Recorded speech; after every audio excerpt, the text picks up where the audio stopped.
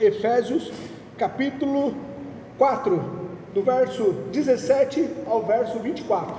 Assim diz o texto sagrado: E digo isso e testifico no Senhor, para que não andeis mais como andam também os outros gentios, na vaidade da sua mente, entenebrecidos no entendimento, separados da vida de Deus, pela ignorância que há neles, pela dureza do seu coração, os quais, havendo perdido todo o sentimento, se entregaram à dissolução, para com avidez cometerem toda a impureza. Mas vós não aprendestes assim a Cristo, se é que o tendes ouvido e neles fostes ensinados, como está a verdade em Jesus, que quanto ao trato passado, vos despojeis do velho homem, que se corrompe pela concupiscência do engano, e vos renoveis no espírito da vossa mente, e vos revistais do novo homem, que segundo Deus é criado em verdadeira justiça e santidade. Vamos orar. Senhor, obrigado por este momento único, oportunidade que temos para ouvir ao Senhor falar conosco, e o Senhor fala conosco através da sua bendita palavra.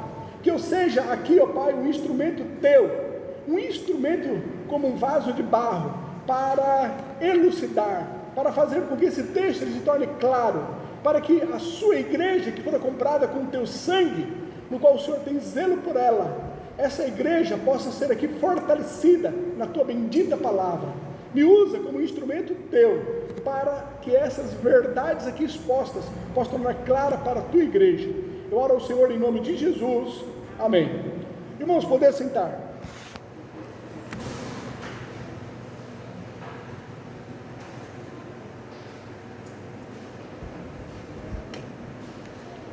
Nós vimos aqui nos textos anteriores que Paulo ele falou sobre a unidade da igreja. Ele trabalhou a questão da necessidade da unidade da igreja, visto que nós somos o corpo de Cristo, visto que nós somos agora a família de Deus. Ele então falou sobre a unidade da igreja em três aspectos.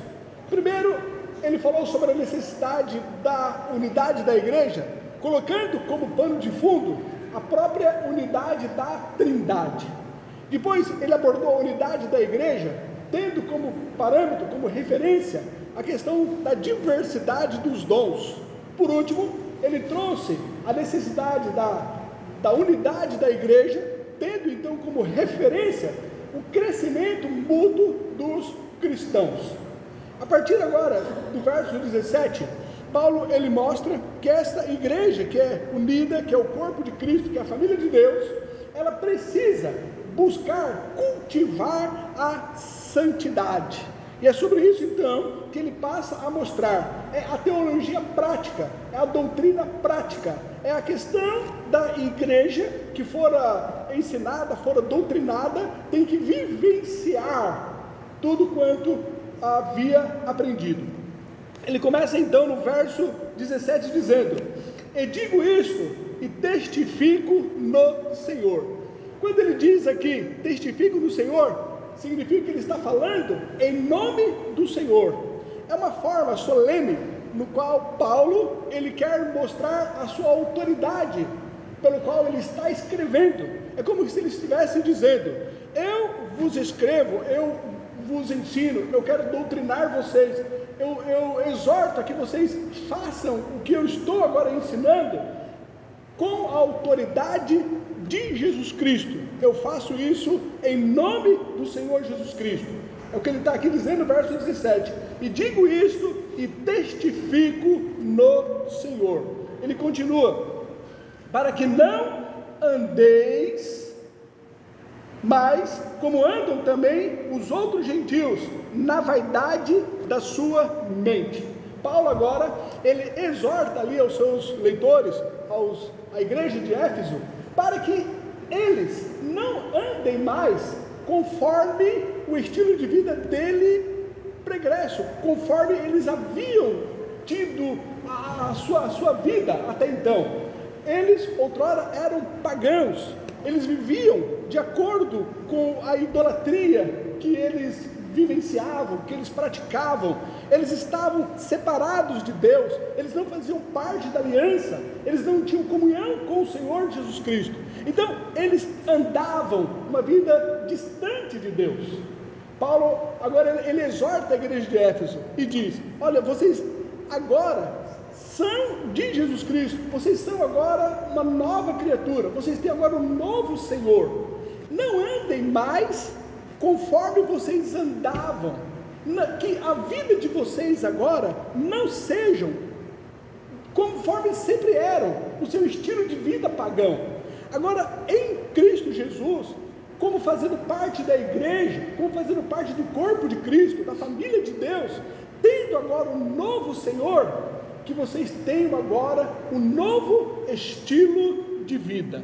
Romanos, capítulo 6, o verso 19 diz: falo como homem, pela fraqueza da vossa carne, pois que, assim como apresentaste os vossos membros para servirem à imundícia e a maldade para a maldade, assim apresentai agora os vossos membros para servirem à justiça, para a santificação.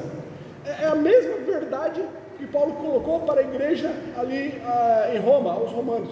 Ele mostra então, vocês viviam no paganismo e o seu corpo, a sua vida, o seu estilo de vida era conforme a religião de vocês.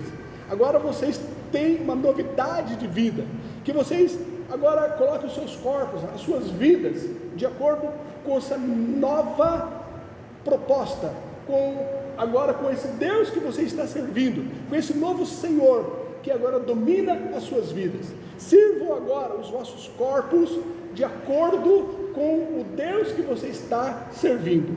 Romanos, capítulo 2, o verso 2: e não sede conformados com este mundo, mas sede transformados pela renovação do vosso entendimento, para que experimenteis qual seja boa e agradável e perfeita vontade de Deus.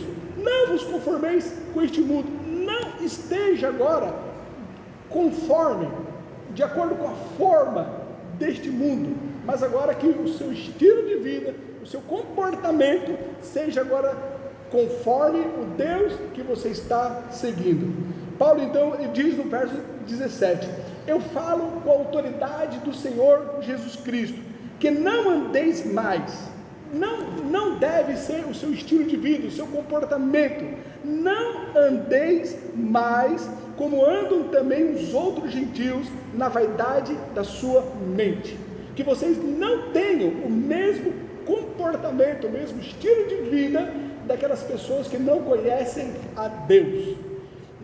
Nós fomos transportados do reino das trevas para o reino do Filho do seu Senhor. Nós fazemos parte agora de uma nova comunidade. Nós somos chamados agora os filhos de Deus. Nós somos agora os cristãos, aqueles que representam a Cristo. Não andem mais conforme vocês andavam, na carne, na vaidade do vosso entendimento, agora que vocês têm um novo estilo de vida. O verso 18 ele continua, o final do verso 17 é o verso 18: na vaidade da sua mente, entenebrecidos no entendimento, separados da vida de Deus, pela ignorância que há neles, pela dureza do seu coração. O que Paulo ele mostra que o final do verso 17 e o verso 18 é a condição mental dos pagãos, e o resultado dessa falta de lucidez mental, que é caracterizada então por entenebrecidos no seu entendimento, é uma cegueira espiritual. Ele diz aqui no final do verso 7, os pagãos, os gentios, aqueles que não tinham a Cristo, eles dizem, na vaidade da sua mente, é como que não existe uma lucidez mental. O verso 18, entenebrecidos no entendimento, o entendimento deles está em trevas, entenebrecidos no entendimento, e como resultado disso, por causa da sua ignorância mental, eles estão separados de Deus. essa separação de Deus é resultado da falta de conhecimento acerca de Deus, porque ele diz, separados da vida de Deus pela ignorância que há neles, por causa da ignorância, por causa da falta de conhecimento, pela falta de não saber quem é Deus, não conhecer a Deus, não ter um conhecimento acerca de Deus. Ele diz, na vaidade da sua mente, entenebrecidos do seu entendimento, separados da vida de Deus, por causa da ignorância, da falta de conhecimento de que dá Deus, isso pela dureza dos seus corações. Quando Paulo fala aqui dureza de coração, a palavra dureza refere-se aqui a um tipo de mármore. O verbo significa petrificar, tornar-se duro e, portanto, insensível. O sentido aqui que eles eram duros de coração mostra que eles eram teimosos, que eles se colocavam contra Deus. Eles realmente eram duros de coração, insensíveis. A imoralidade pagã, ela é retratada na Escritura Sagrada como uma condição deliberada por parte daqueles que não querem conhecer a verdade, não querem conhecer a Deus. Essa dureza de coração é uma condição deliberada. Eles, por eles mesmos, eles querem não ouvir a Deus, eles não querem abrir o coração para Deus, eles se dispõem de uma forma deliberada a não querer ouvir nada sobre Deus. Essa é a sua dureza de coração. Por mais que você fale sobre Deus para eles, eles tapam seus ouvidos. Por mais que você os convidem para fazer talvez um estudo bíblico, para aprender sobre Deus, eles deliberadamente não têm tempo, não se dispõem. Eles são duros de coração. É uma condição deliberada de não querer Deus e não se dispor a favor de Deus. Marcos, capítulo 3, o verso 5 diz: e olhando para eles em redor, com indignação, condoendo-se da dureza do seu coração, disse ao homem: estende a tua mão. E ele a estendeu, e foi-lhe restituída a sua mão sã como a outra. Jesus então, operando milagres, restaurando a mão ali de um homem, eles então, pela dureza dos seus corações, de uma forma deliberada, eles não quiseram voltar-se para Deus. Paulo então ele mostra aqui a condição desses pagãos. Qual era a condição mental deles? Era trevas mental, era trevas no sentido do seu conhecimento, não sabiam nada sobre Deus, ignorantes acerca de Deus, não tinham nenhum conhecimento acerca de Deus, mas isto devido à sua dureza de coração, de uma forma deliberada, eles se propuseram a rejeitar a Deus. Paulo então diz que vocês não andem mais como eles estão mentalmente nas trevas, obscurecidos, ignorantes acerca de Deus, eles são duros de coração. Vocês não devem ter o mesmo comportamento em relação a eles. O verso 19: os quais, havendo perdido todo o sentimento, se entregaram à dissolução, para com avidez cometerem toda a impureza. Paulo então ele mostra aqui a consequência dessa ignorância acerca de Deus, deles estarem entenebrecidos no seu entendimento.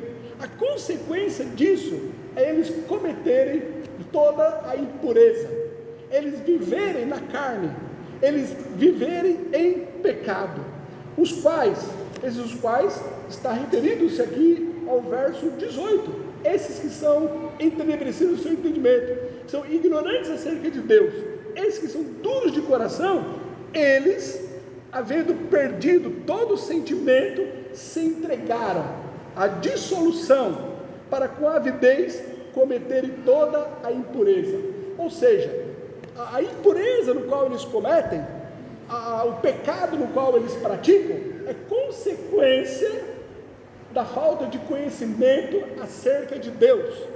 O eles se entregarem com avidez para cometerem todo tipo de impureza é resultado deles não saberem nada acerca de Deus, da sua ignorância acerca da verdade, acerca de Deus. Paulo aqui, ele retrata então o caminho do mal. Ele começa, esse caminho do mal, conforme Paulo aqui, ele mostra, que começa com uma rejeição obstinada da verdade de Deus, ou seja, a dureza do coração. Depois, a sua ignorância, onde eles ficam obscurecidos do seu entendimento. Em seguida, eles ficam alheios à vida de Deus, visto que Deus se volta contra eles. E finalmente, eles se tornam insensíveis, se entregam a dissoluções para cometerem toda sorte de impureza. É o que Paulo então ele retrata aqui no verso 18 e no verso 19. A falta de conhecimento, ou eles estarem entenebrecidos na sua mente, os levam a eles cometerem todo tipo de impureza, cometerem todo tipo de pecado. Aí ele diz então a partir do verso 20 e o verso 21, verso 20: mas vós não aprendestes assim a Cristo, se é que o tendes ouvido e nele fostes ensinado, como está a verdade em Jesus Cristo. Paulo agora, ele faz um contraste em relação a esses pagãos que viviam nas trevas mentais, na sua ignorância em relação ao conhecimento deles acerca de Deus. Paulo então faz um contraste deles em relação à igreja de Éfeso. Diferente desses pagãos que estavam mentalmente entenebrecidos, que estavam ignorantes acerca de Deus, e em virtude disso, como consequência disso, cometiam pecado, Paulo então fala: vocês, igreja de Éfeso, vocês não, o verso 20, vocês aprenderam de Jesus Cristo, o verso 20, vocês ouviram acerca de Jesus Cristo, olha o verso 21, se é que tendes ouvido, vocês foram ensinados por Jesus Cristo, foram ensinados acerca de Jesus Cristo, se é que o tendes ouvido, fostes ensinado. Vocês aprenderam, vocês foram ensinados e vocês ouviram acerca de Jesus Cristo. Diferente deles, vocês não são ignorantes acerca das questões espirituais. Diferente dos pagãos, que eles são entenebrecidos na sua mente, vocês não. Vocês ouviram, vocês aprenderam, vocês foram ensinados. E vocês ouviram, vocês foram ensinados, vocês têm aprendido acerca de toda a verdade que está em Jesus Cristo. Olha como ele termina o verso 21, como está a verdade em Jesus.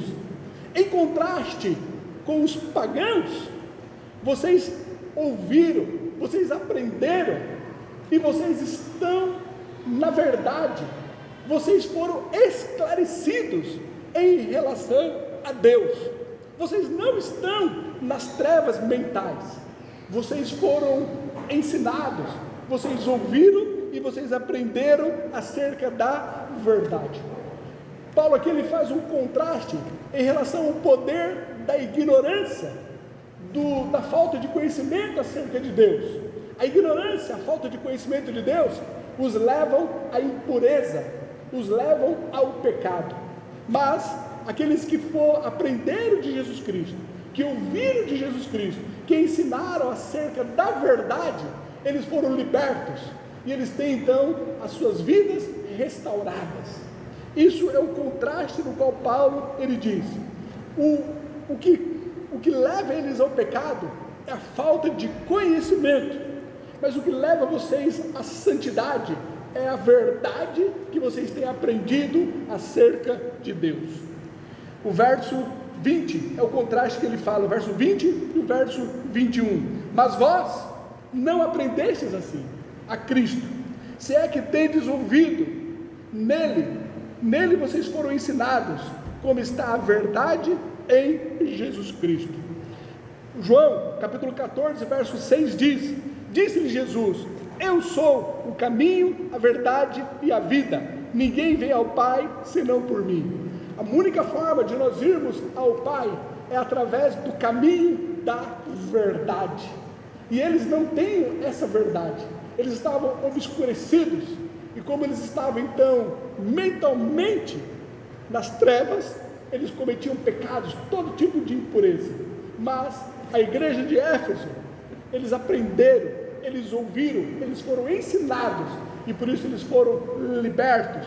Eles tinham conhecimento acerca de Deus. Continuando no verso 22, que quanto ao trato passado, vos despojeis do velho homem, que se corrompem pelas concupiscências do engano. Paulo agora, ele passa a demonstrar o que vem a ser a aprender de Cristo, aprender acerca dessa verdade que liberta, aprender de Cristo, ouvir de Jesus Cristo, ser ensinado acerca dessa verdade. Ele diz que é como uma pessoa que tira as suas roupas, simbolizando então a sua velha natureza, as suas tralhas, as suas roupas sujas, então simbolizando ali a sua velha natureza. E como nós aprendemos de Jesus Cristo, nós passamos a ter agora uma nova natureza. Nós passamos agora a ser revestido de Jesus Cristo. Nós somos agora uma nova criatura em Cristo Jesus. Esse mesmo tema, essa mesma abordagem, Paulo, ele fala também na sua carta aos Colossenses. E quando ele fala ali aos Colossenses, ele mostra que essa velha natureza é algo que ocorreu no passado, dando a entender então que se despojar do velho homem é uma condição que já ocorreu, mostrando que quando nós tivemos a experiência de novo nascimento, quando então nós nos convertemos, nós nos despojamos do velho homem. E quando então nós tivemos uma experiência, um encontro genuíno com Jesus Cristo, nós agora nos revestimos do novo homem. Somos agora uma nova criatura. Isso é algo que ocorreu na nossa conversão. Olha aqui Colossenses, o texto paralelo. Colossenses capítulo 3, do verso 8 ao verso 10. Como ele mostra que esse despojar-se do velho homem é uma condição que já ocorreu no passado. É algo assim no qual nós já tivemos essa experiência. Nós já nos despojamos do velho homem. Nós agora somos uma nova criatura. É o que ocorreu no passado. Colossenses 3, do 8 ao 10. Mas agora, despojai-vos também de tudo: da ira, da cólera, da malícia, da maledicência, das palavras torpes da vossa boca. Não mentais uns aos outros, pois que já vos despistes. Ele coloca no passado algo que já ocorreu. Já vos despistes do velho homem com os seus feitos. É algo que já ocorreu e nós já somos agora uma nova criatura. E vos vestistes do novo, que se renova para o conhecimento segundo a imagem daquele que o criou. Então, como Paulo está dizendo, o resultado de nós aprendermos de Jesus Cristo, de ouvirmos de Jesus Cristo, é que nós passamos a ser uma nova criatura. Verso 22, que quanto ao trato passado, vos despojeis do velho homem, que se corrompem pelas concupiscências do engano. Romanos capítulo 6, o verso 6 diz, Romanos 6, o verso 6 diz: sabendo isso, que o nosso homem velho foi com ele crucificado, para que o corpo do pecado seja desfeito, para que não sirvamos mais ao pecado. É algo que ocorreu na nossa conversão, é algo que já se concretizou na nossa vida. Nós já nos despojamos do velho homem, nós somos agora uma nova criatura. Isso como resultado de nós termos aprendido de Jesus Cristo. Verso 22, que quanto ao trato passado, vos despojeis do velho homem, que se corrompem pelas concupiscências do pecado. Novamente, Romanos 6, o verso 6, sabendo isto, que o nosso homem velho foi com ele crucificado, para que o corpo do pecado seja desfeito, para que não sirvamos mais o pecado. Agora, despojados do velho homem, agora nós somos uma nova criatura, e agora em Jesus Cristo, como filhos de Deus, não mais como criatura de Deus, mas agora como filho de Deus. Ele diz como nós devemos nos comportar. Olha aqui o verso 23, e nos renoveis no espírito da vossa mente. Por sermos agora uma nova criatura, somos chamados agora à santidade, e essa santidade, no qual nós somos chamados para vivenciar, ela é uma consequência da nossa renovação da nossa mente. A renovação da nossa mente deve ser uma constância. Constantemente nós devemos estar aprendendo de Cristo. Constantemente nós devemos estar renovando o nosso entendimento. A mudança de caráter, a mudança de vida, a santidade, ela começa na nossa mente, no nosso conhecimento acerca da verdade, no nosso entendimento acerca do que Deus ele requer de nós para nós, que requer para nós. E ao termos o conhecimento da palavra de Deus, uma renovação de mente, nós passamos agora um processo de santificação. É o que ele fala no verso 23, e vos renoveis no espírito da vossa mente. Essa renovação, a santificação, a pureza, ela ocorre a partir de uma renovação de mente. Devido nos despirmos da velha natureza, na conversão, podemos rejeitar agora todas as práticas que pertencem à velha vida que nós repudiamos. Romanos, capítulo 6, o verso 14. Romanos 6, 14. Porque o pecado não terá domínio sobre vós, pois não estáis debaixo da lei, mas debaixo da graça. Assim como a degradação dos pagãos, a impureza, a vida de pecado deles, é devido à ignorância mental, é devido à falta de conhecimento, é devido eles estarem aqui, como diz no final do verso 17, o verso 18, na verdade da mente, entenebrecidos no entendimento. Assim como essa falta de conhecimento de Deus leva eles à impureza, da mesma forma, o conhecimento acerca de Deus, a renovação de mente, nos leva à santidade, nos leva à pureza, nos leva a nós nos assemelharmos a esse Deus no qual nós estamos conhecendo. John Stott, ele falando acerca desse texto, ele diz: é a nossa nova criação que nos deu uma nova mente, e é a nossa nova mente que entende a nossa nova criação e as suas consequências, visto ser ela uma nova criação conforme a santa imagem de Deus. Envolveu para nós a total rejeição da nossa antiga condição de caídos, e o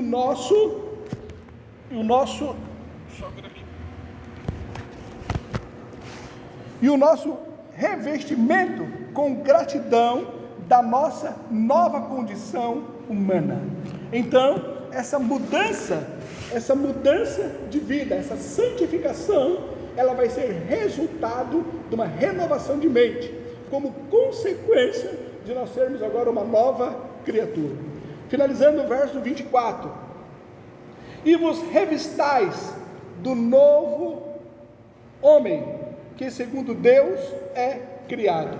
Então, como resultado de uma mente renovada, a nossa vida interior, ela também passa a ser renovada, e um processo de santificação, e um processo de transformação de glória em glória, ele passa a ocorrer em nossas vidas. Nós não estamos na ignorância, conforme os pagãos. Nós não temos a nossa mente entenebrecida. Nós temos aprendido a verdade. Nós temos conhecido acerca do que Deus ele tem revelado para nós. Nós temos crescido no conhecimento acerca de Deus. E devido ao nosso conhecimento, isso é uma renovação de mente. E a nossa renovação de mente nos leva à santificação, nos leva a nós sermos transformados, de glória em glória.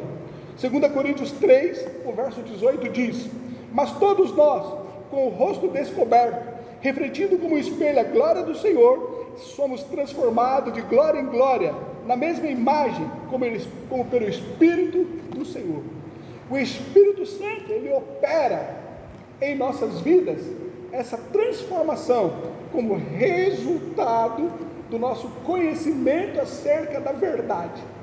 Por isso que é importante nós conhecermos a Deus, nós conhecermos as doutrinas bíblicas, nós nos propormos a lermos a palavra de Deus, nós temos um entendimento acerca das Escrituras Sagradas, nós nos debruçarmos para aprender a palavra de Deus. Por isso que é importante o estudo bíblico, porque quando você conhece a verdade, essa verdade nos liberta, essa verdade, ela renova a nossa mente, e como renovação de mente, nós passamos então em um processo de santificação. Terminando o verso 24: em verdadeira justiça e santidade. Vamos ler novamente o verso 24 todo. E vos revistais do novo homem, que segundo Deus é criado em verdadeira justiça e santidade. Quando Paulo ele coloca aqui justiça e santidade, ele mostra que a nossa santificação, a nossa renovação, essa vida de pureza, de consagração, ela deve abranger todos os aspectos da nossa vida, tanto o nosso relacionamento com as outras pessoas, como também o nosso relacionamento para com Deus. Quando ele fala aqui sobre justiça, ele diz respeito ao nosso relacionamento com o próximo, relacionamento com o outro, que devemos ser justos, que devemos ser corretos, que devemos ter santidade nos relacionamentos pessoais. E quando ele fala sobre santidade, diz respeito ao nosso relacionamento com Deus, que também deve haver santidade na nossa vida para com Deus. Todos os nossos relacionamentos, seja vertical, seja horizontal, seja no que diz respeito ao ser humano, seja em relação ao Deus que nós servimos, a nossa vida deve ser em justiça e santidade. Lucas, capítulo 1, versos 74 e verso 75 diz: de conceder-nos que, libertos da mão de nossos inimigos, os sirvamos em temor, em santidade e justiça perante Ele, todos os dias da nossa vida. 1 Coríntios 10, verso 31. Portanto, quer comais, quer bebais, ou façais outra qualquer coisa, fazei tudo para a glória de Deus. É o que Paulo ele coloca aqui no verso 17 até o verso 24. Essa igreja, que é o corpo de Cristo, essa igreja que fora chamada para a unidade, que deve andar como uma irmandade, como o corpo de Cristo, como a família de Deus, essa igreja também deve promover a santidade. A santidade, no qual Deus ele requer de nós, é resultado de conhecermos a verdade. E acerca disso, nós temos sido privilegiados e temos tido o conhecimento acerca de Deus nos cultos de doutrina, nos púlpitos que tem falado aqui somente mensagens expositivas, elucidando o texto bíblico, fazendo com que nós conheçamos a verdade. Essa verdade faz com que a nossa mente seja renovada. Nós já não estamos mais entenebrecidos no entendimento, mas temos uma renovação de mente. Essa renovação de mente, o conhecimento de um Deus santo, nos leva também a nos assemelharmos a Ele, a uma vida de santidade. Para concluir, o que Paulo mostra aqui, que nós somos chamados para vivermos uma nova vida, no meio de uma sociedade corrompida, porque nós estamos na verdade, mas aqueles que ainda não se converteram a Cristo, que não foram libertos da sua velha natureza, que ainda não passaram por um processo de novo nascimento, eles ainda estão com as suas mentes entenebrecidas, e como resultado disso ainda estão na sua impureza, estão em pecado. Então nós somos chamados para ser o sal da terra, somos chamados para ser a luz do mundo, somos chamados para vivermos vivermos aqui como filhos de Deus, mas no meio de uma sociedade corrompida.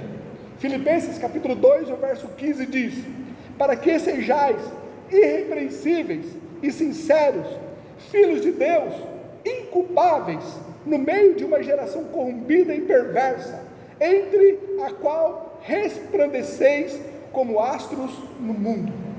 Apocalipse capítulo 2, o verso 13: conheça as tuas obras e onde habitas, que é onde está o trono de Satanás, e retens o meu nome, e não negaste a minha fé, ainda nos dias de Antipas, minha fiel testemunha, a qual foi morto entre vós, onde Satanás habita. Nós vemos que a igreja, ela está no meio das trevas, mas a igreja, ela não participa dessas coisas mundanas, do comportamento mundano. Nós estamos no mundo, mas somos cidadãos dos céus, e aqui nós devemos resplandecer como astros no meio dessa geração corrompida. Nós devemos viver uma vida santa, semelhante ao Deus no qual nós invocamos como nosso Senhor. Para tanto, a nossa mente ela é renovada na verdade. Que Deus assim nos ajude. Vamos orar. Pai, no nome do Senhor Jesus Cristo, quero te agradecer, porque o conhecimento da verdade é resultado da atuação do Teu Espírito Santo, abrindo o nosso entendimento e fazendo com que nós venhamos conhecer a verdade. Obrigado, ó Pai querido, pela ação do Teu Espírito Santo. Obrigado porque o Senhor tem levantado aqui no meio da Tua igreja mestres, pessoas, ó Pai querido, comprometidas em ensinar, em doutrinar a Tua igreja. E nós, enquanto igreja, temos aprendido, ó Pai querido, a verdade. Pai querido, que essa verdade que renova a nossa mente, possa resultar em mudança de comportamento, porque nós, ó Pai querido, somos agora uma nova criatura, que vivamos, ó Pai querido, conforme o nosso conhecimento, conforme nós temos aprendido, conforme nós temos sido ensinados acerca da verdade em Jesus Cristo. Não obstante, ó Pai querido, estarmos cercados de um mundo pagão, um mundo corrompido, que anda nas trevas, que nós olhemos para o Senhor e vivamos segundo os Teus princípios. Eu suplico que o Senhor nos ajude, nos auxilie para vivermos assim. Eu oro ao Senhor em nome de Jesus. Amém. Amém. Temos uns? Passo.